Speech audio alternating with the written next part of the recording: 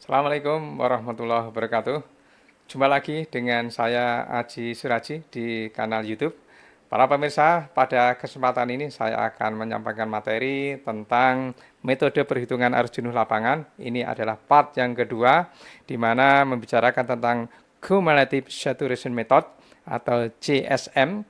Ini adalah suatu metode bagaimana cara menghitung arus jenuh salah satu ya. Sebelumnya sudah pernah saya sampaikan ada metode time slices ya. Kemudian kali ini kita akan bicarakan tentang metode kumulatif dan nanti di lain kesempatan tentunya ada metode yang akan juga saya kenalkan yaitu metode green time ya.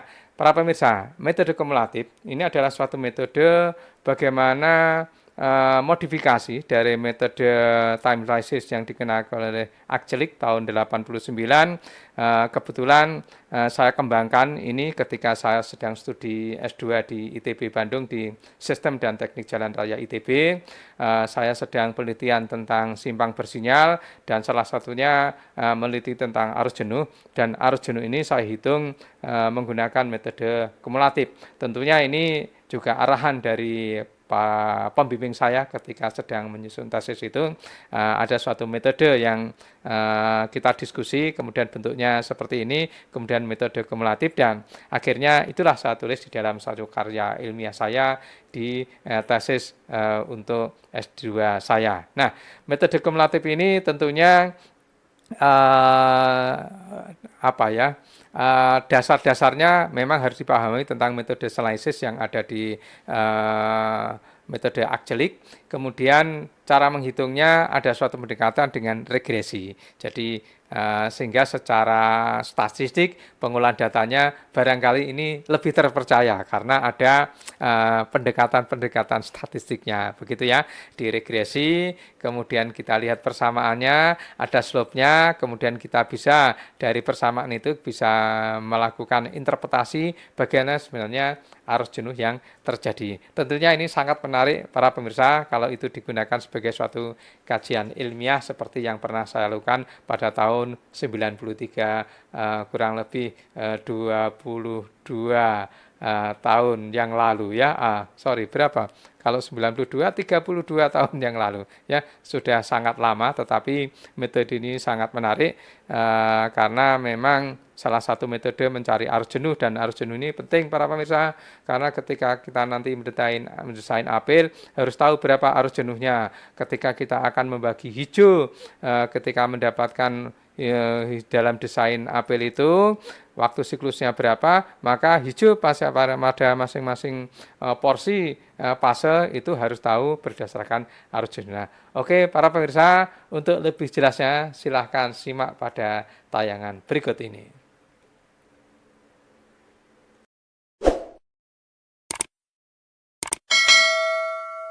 Baiklah para pemirsa, pada kesempatan ini saya akan menjelaskan materi tentang metode perhitungan arus jenuh lapangan part yang kedua, ini dengan judul Cumulative Saturation Method CSM. Jadi saya ulangi, part yang kedua, Cumulative Saturation Method CSM. Baiklah, ini merupakan rangkaian dari materi-materi yang sebelumnya. Part pertama tentang time slices method, kemudian yang ini adalah cumulative method, dan nanti part ketiga akan dilanjutkan dengan metode yang lainnya, yaitu metode green time method.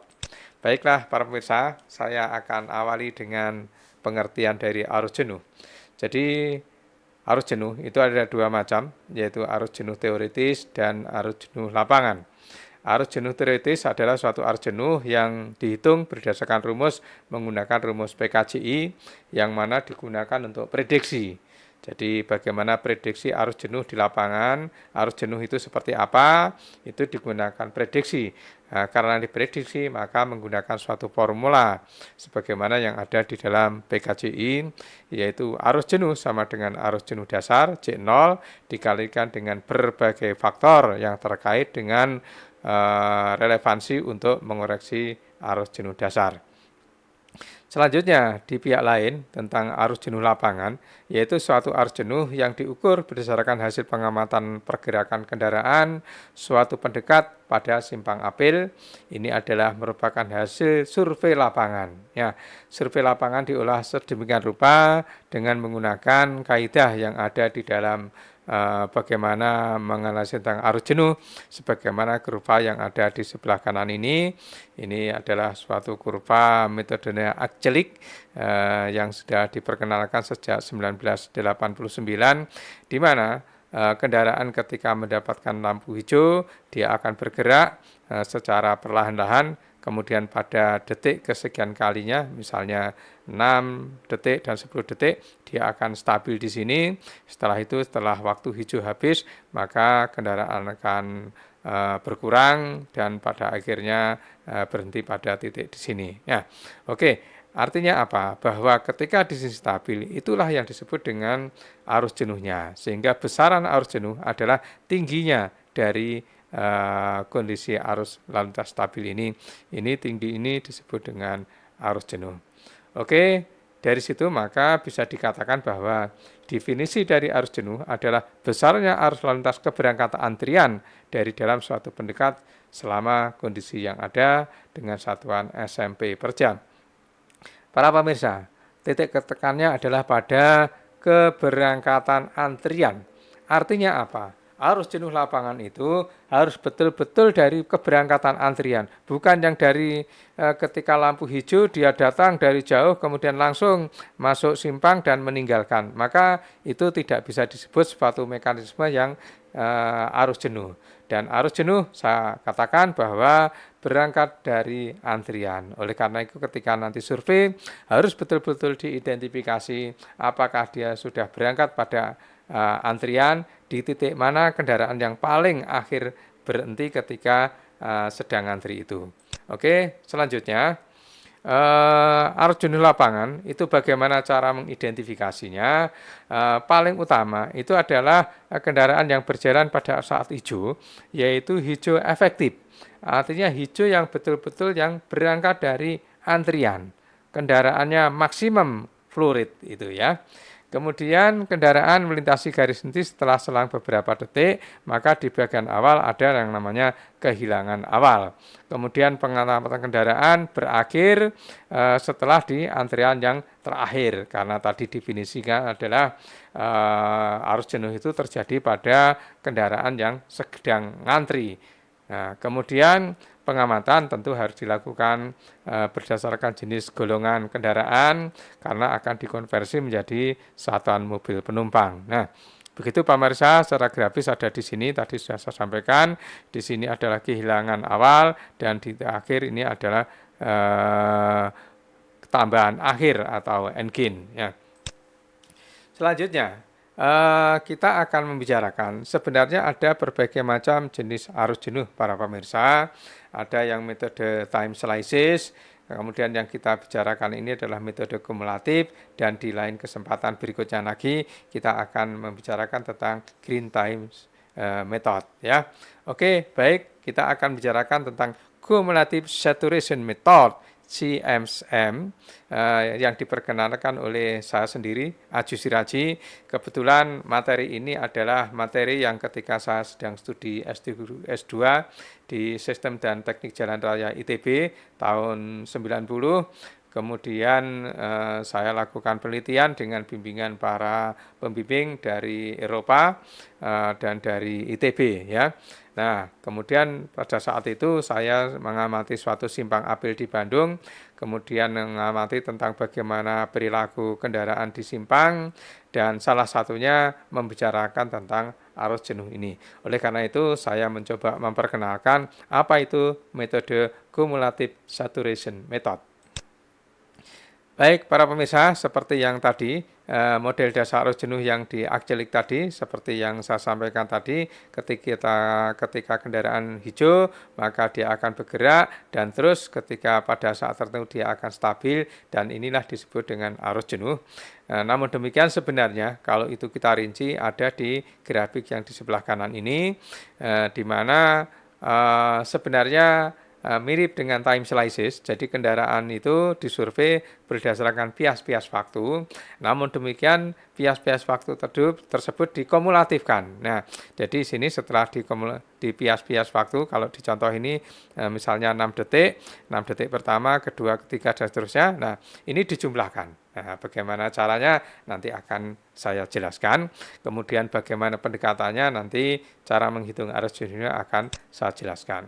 Oke, jadi metode kumulatif itu menggunakan suatu kurva setelah dikumulatifkan, jadi berdasarkan bias waktu tadi dengan berjalannya waktu 5 detik pertama, 10 detik, kemudian 15 detik berikutnya setelah bertambah, maka di sini arus jenuhnya juga dikumulatifkan berapa pada setiap pertambahan waktu ini. Setelah dikumulatifkan kemudian diplotkan dalam suatu kurva hubungan antara bias waktu dan arus jenuh ini sehingga terbentuk grafik di sini. Setelah terbentuk grafik di sini titik-titik scatter, maka kita tarik garis menggunakan trend line, boleh menggunakan bantuan pakai Excel trend line, kemudian diperoleh suatu persamaan di sini. Maka persamaan ini sebenarnya yang kita ambil adalah di sini. Contohnya di sini, ini hanya contoh saja, Y sama dengan 1,1706X min 3,4405. Sebenarnya yang kita ambil ada koefisien dari X ini. Koefisien dari X ini nilainya adalah 1,1706. Inilah sebenarnya slope ini yang disebut dengan arus jenuh dengan satuan kendaraan detik, kemudian nanti kita konversi. Begitu para pemirsa ya. Jadi ini saya sampaikan di sini pada setiap bias waktu dikumulatifkan, kemudian diplot dalam grafik, kemudian dicari persamaan regresinya. Slope dari koefisien X model persamaan regresi menunjukkan nilai arus jenuh dengan satuan SMP per detik. Selanjutnya dikonversi menjadi SMP per jam. Jadi slope ini tadi adalah satuannya adalah kendaraan per detik, nanti kita konversi. Oke, baiklah saatnya kita untuk mencoba untuk mencari bagaimana cara menghitung arus jenuh dengan menggunakan metode cumulative saturation method. Nah, kita ambil dalam suatu lokasi, salah satu lokasi ini adalah lokasi di Simpang Apil L.A. Sucipto dan Raden Panji Suroso. Ini adalah suatu simpang di mana dari atas ini adalah Surabaya, kemudian dari kanan ini Pakis, kemudian dari bawah ini Kota Malang, dan dari kiri ini adalah Kota Batu. Namun demikian para pemirsa, di dalam simulasi ini, contoh ini kita ambil pada salah satu kaki simpang, yaitu simpang dari Pakis ini. Ini yang akan kita lihat seperti apa kondisi arus. Ya, inilah para pemirsa suatu bentuk simpang di L.A. Sucipto Panji Suroso. Sebagaimana tadi yang sudah saya jelaskan, kita akan fokus melihat pada kaki simpang yang sebelah kanan ini, yaitu simpang dari Pakis. Ya, nanti akan kita amati bagaimana pergerakan kendaraannya. Kita akan amati kendaraan itu tadi, di mana kapan terjadi awal hijau, kemudian kehilangan waktu awalnya berapa, kemudian waktu hijau efektifnya berapa, kemudian pada masing-masing bias waktu itu kita amati kendaraannya berapa setiap bias waktu itu setiap golongan kendaraan. Ada sepeda motor, kendaraan ringan, kemudian kendaraan sedang, bis besar dan truk besar ya. Oke, para pemirsa, ini akan kita play. Ini adalah bentuk simpang yang sifatnya adalah terlawan, di mana ketika kaki simpang yang dari kanan ini bergerak, maka yang dari sebelah kiri juga ikut bergerak secara bersama-sama. Hanya saja ini ada fasilitas di sini adalah hijau lebih awal, dia akan bergerak lebih dulu, kisaran 10 detik, baru kemudian yang sebelah kanan ini bergerak. Namun demikian tetap namanya ini adalah jenis yang terlawan, karena ketika yang kanan bergerak, maka yang di depannya yang berlawanan juga bergerak. Oke, kita akan coba amati bagaimana mekanisme terjadinya arus jenuh di sini. Oke, para pemirsa, jadi ini kita lihat di sini. Ini yang dari arah yang berbeda sedang bergerak dan kita menunggu. Oke, yang berlawanan sudah mulai bergerak sedikit-sedikit. Tentunya dengan pergerakan lurus, belok kiri dan belok kanan. Kemudian setelah beberapa saat, sekitar 10 detik, ini kemudian bergerak. Nah, ini para pemirsa ya. Kita lihat di sini sedang bergerak, tentunya bergerak ini lurus, belok kiri dan belok kanan, dan ketika belok kanan maka akan ketemu arus yang lurus ini. Inilah yang disebut dengan terlawan. Namun demikian para pemirsa, di dalam arus jenuh lapangan ini secara identifikasi boleh tetap terlawan kita sebutkan. Namun demikian kita mengamati itu sebenarnya hanya kendaraan yang keluar dari sini. Tentu akan berbeda hasilnya karena kalau terlawan itu akan tertahan beberapa sedikit di sini sehingga tentunya yang keluar di sini juga akan tertahan sedikit-sedikit. Oke, baik kita replay lagi di sini. Oke, para pemirsa, ini berarti per pias waktu satuan detik tadi diidentifikasi ini sepeda motor, kemudian kendaraan ringan, ada lurus, belok kiri, belok kanan, dan seterusnya. Oke, para pemirsa, inilah pergerakan kendaraan, dan para pemirsa, ini adalah sudah terakhir waktu hijau efektifnya, dan kendaraan putih ini akan berhenti karena dia sudah mendapati merah, dan yang di depannya tentunya berjalan terus, dan inilah disebut dengan batas untuk waktu hijau efektif.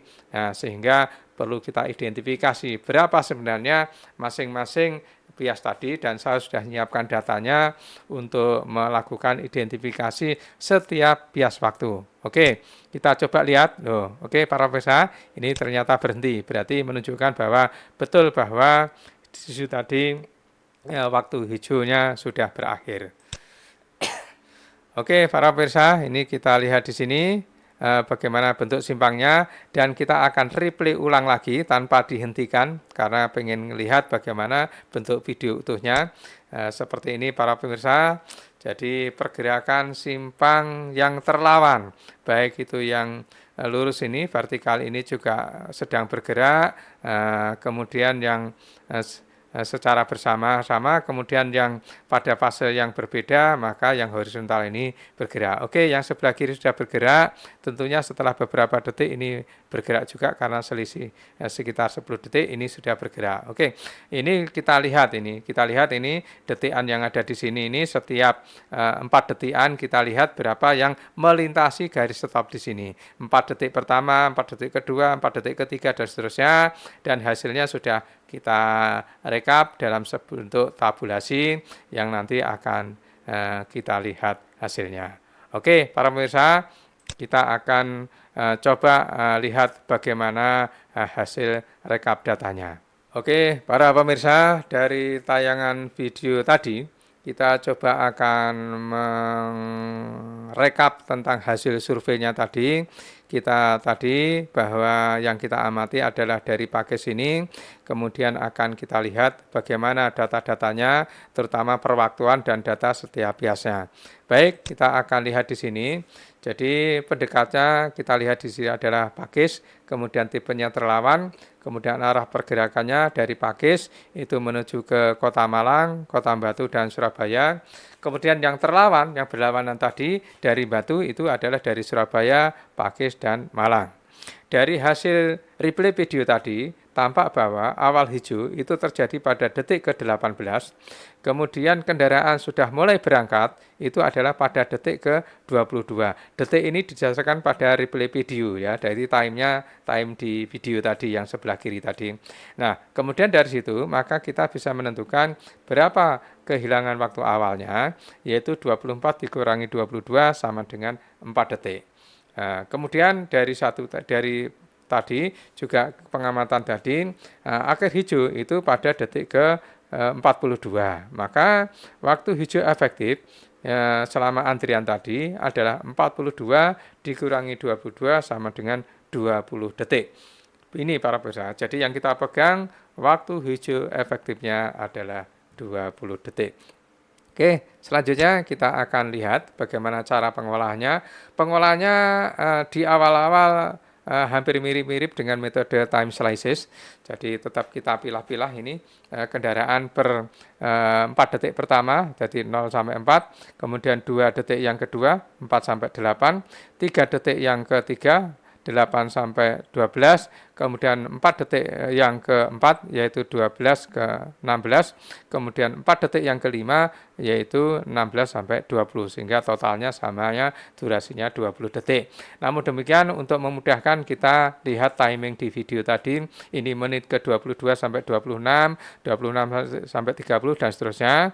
Di sini para pemirsa, sehingga akhirnya kita bisa tahu tentang bagaimana sebenarnya data tentang kendaraan pada setiap bias waktu, dan ini sudah kita identifikasi para pemirsa. Jadi kendaraan sedang pada bias waktu pertama itu adalah untuk kendaraan mobil penumpang, yaitu ini adalah 2, kemudian kendaraan sedangnya 0, kemudian sepeda motor 14, bis besar 0, kemudian truk besar 0. Nah, kemudian pada bias yang kedua, mobil penumpangnya 1, kemudian sepeda motornya 10 dan lainnya 0. Kemudian pada bias yang ketiga, itu mobil penumpangnya 3, sepeda motor 8. Bias keempat, mobil penumpang 1, sepeda motor 7. Kemudian bias yang kelima, itu mobil penumpang 4, kemudian sepeda motor 1. Nah, inilah para pemirsa hasil rekap tentang data ketika video tadi di replay. Nah, selanjutnya kita akan mencari, kalau ini tadi adalah kita namakan arus kendaraan per 4 detik, kita akan mencoba untuk menghitung arus dalam satuan SMP per 4 detik. Jadi satuannya sudah SMP, bukan kendaraan lagi. Nah, untuk itu para pemirsa, kita siapkan di sini EMP, nilai EMP untuk masing-masing jenis kendaraan. Jadi mobil penumpang itu 1, kendaraan sedang 1,3, sepeda motor 0,15, bis besar 1,3, dan truk besar 1,8. Selanjutnya nilai ini digunakan untuk mengkonversi dalam satuan mobil penumpang, dan hasilnya ada di tabel yang di bawahnya ini para pemirsa. Contohnya di sini, kalau sepeda motor 14 kemudian dikalikan dengan EMP-nya 0,15, maka ketemu adalah 2,1 SMP per 4 detik. Ya, oke. Dengan cara yang sama, jenis kendaraan yang lain dan bias waktu yang lain akan dihitung untuk mendapatkan arus SMP per 4 detik. Oke, ini pada tahap ini mirip dengan metode time slices, namun demikian di tahap selanjutnya ini yang membedakan. Jadi data-data tadi para pemirsa untuk perhitungan arus jenuh SMP per jam tadi, maka kita akan konversikan ya. Kita akan konversikan dalam bentuk kumulatif. Jadi ya dikumulatifkan tadi. Jadi angka-angka tadi setelah ketemu dijumlahkan ke bawah, ini ketemu 4,1, 2,5, 4,2, 2,05, 4,15. Kemudian ini kita kumulatifkan. Contohnya pada awal di sini 4,1 tetap 4,1. Kemudian nilai di sini 6,6 berasal dari 4,1 ditambah 2,5. 10,8 berasal dari 6,6 ditambah dengan 4,2. 12,85 diperoleh dari 10,8 ditambah 2,05, dan 17 diperoleh dari 12,85 ditambah dengan 4,15. Oke, para pemirsa, berarti inilah nilai kumulatifnya ketika waktu ini adalah bias waktu pertama, kedua, ketiga, keempat, kelima. Nah, ini kemudian akan kita olah para pemirsa, hubungan antara bias waktu ini dengan kumulatifnya. Ingat, dengan kumulatifnya. Bagaimana cara pengolahnya? Oke, tadi kita tabulasikan pada 4 detik yang pertama, kemudian ini 8, 12, 16, 20, kemudian ini nilai arus jenuhnya yang tadi sudah kita hitung, maka ini waktu hijau ini tadi, ini diplot dalam sumbu X, kemudian arus jenuh kumulatif dalam satuan SMP per jam ini kita plot sebagai sumbu Y. Nah, sehingga ini X, Y dan diplotkan dalam bentuk scatter yang titik-titik biru ini para pemirsa. Nah, oke, para pemirsa, setelah ini kita plotkan dalam bentuk scatter di sini, maka kita akan mencari berapa sebenarnya persamaan regresi ini. Nah, ini sudah kita hitung, kita olah menggunakan fasilitas Excel Trendline, maka diperoleh persamaannya Y sama dengan 0,8013X plus 0,655. Ya, R kuadratnya kita abaikan saja. Begini para pemirsa, metode kumulatif ini sebenarnya kita akan melihat di sini tadi berapa sebenarnya slope dari atau koefisien dari variabel X ini. Berapa itu? Berarti 0,8013. Inilah sebenarnya nilai dari arus jenuh ini dalam satuan kendaraan per detik. SMP per detik karena sudah dikonversi. Oke, para pemirsa, jadi setelah persamaannya ketemu, kemudian slope-nya sudah kita identifikasi yaitu 0,8013, maka ini adalah satuannya SMP per detik, maka kita akan konversi ini menjadi SMP per jam. Sehingga sebenarnya ini hanya permainan pada satuan saja dari detik menjadi jam, yaitu ini adalah kita kalikan sebesar 3.600. Kenapa? Karena detik itu kalau ke jam adalah ada 60 detik dikalikan 60 menit, maka 3.600 di sini adalah pengalinya, maka arus jenuh sama dengan 0,8013 dikalikan 3.600 sama dengan 2.884 SMP per jam. Oke, itu para pemirsa ya. Jadi intinya ada pada slope ini dalam satuan SMP per detik, kemudian kita konversi menjadi SMP per jam.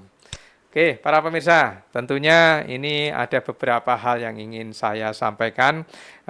Bagaimana ketika survei, yang paling diutamakan adalah kita akan identifikasi waktu hijau awal hilangnya berapa, kemudian hijau efektifnya bagaimana, dan jangan lupa penggolongan kendaraan setiap bias waktu itu nanti akan dikonversi menjadi SMP. Ya, tentunya metode kumulatif ini memang bisa digambarkan tadi menggunakan kurva regresi tadi ya. Ada model arus jenuhnya, model kurva regresi ya. Itu yang membedakan. Kalau metode time slices itu kan dalam bentuk garis mendatar. Tapi kalau metode kumulatif menggunakan seperti kurva regresi yang miring tadi ada slope-nya.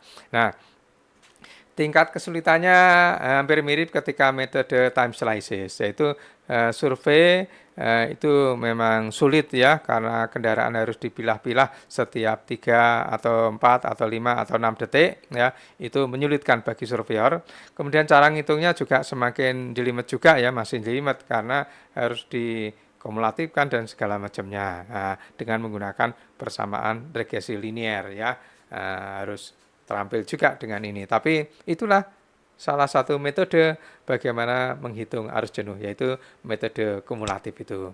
Oke, para pemirsa, itulah sekiranya yang bisa saya jelaskan terkait dengan bagaimana menghitung atau survei tentang arus jenuh lapangan dengan suatu pendekatan yaitu Cumulative Saturation Method, CSM.